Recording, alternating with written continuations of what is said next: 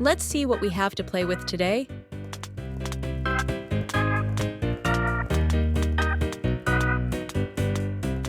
What is this, Duda? This is a macaw. The macaw is famous for its vibrant and colorful feathers. And this, what is it? This is an anteater. The anteater is known for eating ants and termites with its long tongue. Let's see what we learned today. Which one is the macaw? That's right, Duda. This is the macaw. Macaw. What makes the macaw special? Very good. Its vibrant and colorful feathers. And which one is the anteater?